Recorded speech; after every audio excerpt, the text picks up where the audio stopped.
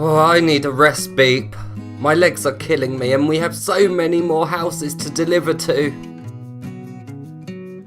We are never going to get back home in time for the release of Special Delivery. Special Delivery review for the PlayStation VR. Let's begin!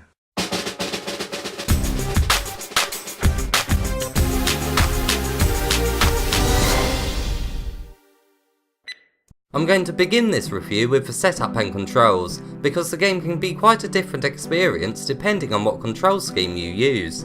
I played this game in a seated position just under 2 meters away from the camera. The head tracking was great and the game did not give me motion sickness. The first set of controls you can use are with the DualShock. You lean to steer and use a controller button to chuck newspapers. You have to lean quite far left and right to make tight turns, and it gets annoying quickly. When you chuck newspapers, you have to learn exactly where they're going to appear from. It will certainly take you a while to get used to being precise with your aiming. The next control scheme is using the move controllers to pick up newspapers with your virtual hands. It feels great doing this, but when chucking the newspapers, they don't always go where you want them to. You then once again lean your body to steer, and it still gets tiresome. The next control scheme is using the move controllers to steer the bike and chuck newspapers at the same time. This is the best control scheme, as you can control the bike better, making lining up your shots easier, and you don't get a cramped neck from tilting your head. However, my arm did ache after a while, as I was pretending to be holding onto handlebars that was not really there. Your arm has to be quite tense when holding the bar, as a slight bit of movement will turn the bike. The newspapers when chucked often still have a mind of their own though, but overall I felt this setup was the easiest and most fun way to play, and is the way I played for the majority of my time with the game. The game does include aim support, but unfortunately I haven't been able to afford the aim just yet, but I promise I will get one soon. You can also play this game using the Zoom bike. I had a great time pedaling on it, and it really does give your body a workout. It did however give my feet some blisters after a couple of hours of use, but this was my own fault, as I wasn't wearing any shoes or socks. I'm only joking. If I don't have the aim controller, I certainly don't have a Zoom bike. Now, let's take a look at the gameplay.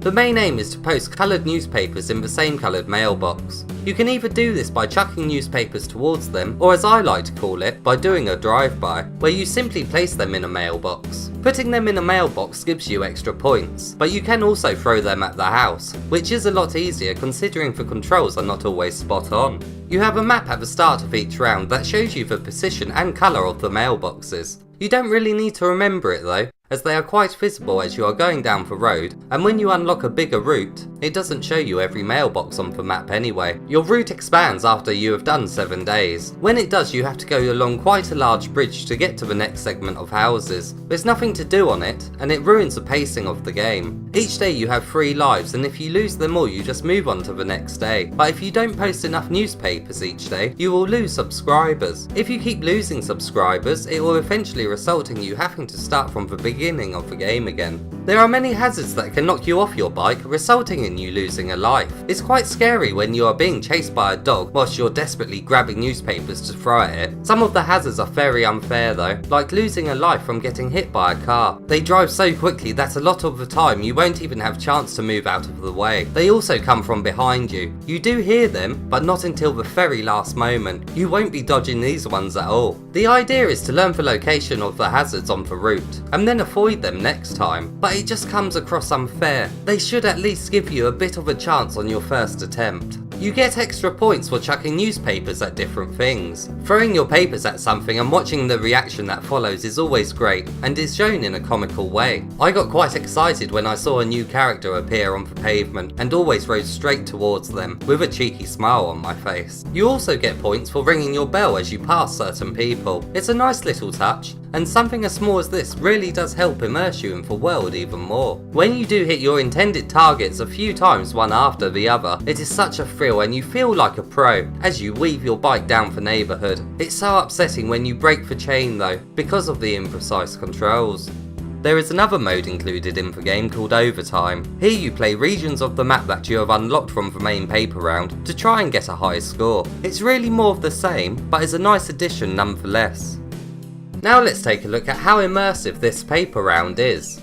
The cartoon art style suits the game. There isn't much detail on objects, but it doesn't really matter. I quite like the simplicity of the world. The depth is very good on the bike, and reaching into the basket to grab a newspaper feels great. They really do seem like they're in a basket right in front of you. Information about your current day is also shown on your basket, and is very easy to read. Sometimes I went to grab the handlebar, and it just wouldn't register. Not only did it break the immersion for me, but was responsible for my death on a number of occasions.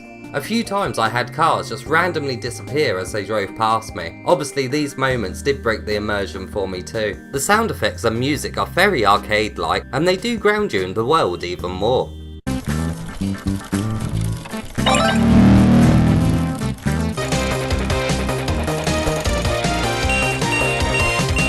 Now let's take a look at the length of the game and what trophies come with it. Everyone's game time will be quite different. You have 28 days to get through, and if you don't mail enough newspapers, you have to start from the first day again. I'll be honest, I didn't make it to the 28th day. I did play the majority of the game, but doing the same round for 7 days is very tedious, even with the new hazard placements. I was quite surprised with the trophy list. There is a lot of trophies up for grabs, including a platinum. In total there are 29 trophies that can be achieved. There's 16 bronze, 5 silver, 7 gold, and 1 platinum. Some of the trophies are a grind. For example, you have to hit 100 gnomes and quite a few are rewarded for dying a certain way. Why are you rewarded for dying? That doesn't take skill. Trophies like these should never appear in video games. And now it's time for the verdict. When I first sat on the bike and grabbed my first newspaper and set off down the neighbourhood, I really did feel like a naughty kid who was about to wreak havoc. But the controls get in the way of the game being fun. It really is a shame too, because the idea here is actually really good and suits VR very well. Credit where credit is due though, the developers have been very good with updating the game after the launch with new control schemes, such as adding aim support. Once again, it's great to see developers caring about their game, and it's these people who really are helping towards making the PlayStation VR the best it possibly can be. I really hope they take this game idea and make a sequel, because it does have the fundamentals to be an excellent VR experience. But this game with its controls that simply don't work a lot of the time, and the unfair deaths, will likely make people quit just after only a few paper rounds. And that's why I give Special Delivery a score of 5 out of 10. We are never going to get back home in time for the release of Special Delivery.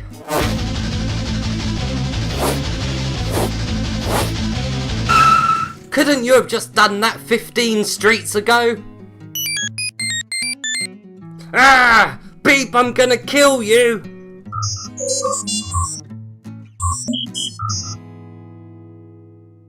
This is the 50th video on the channel. A special thank you to everyone that likes these videos and comments. It's you guys who give me the motivation to continue to make these PlayStation VR videos.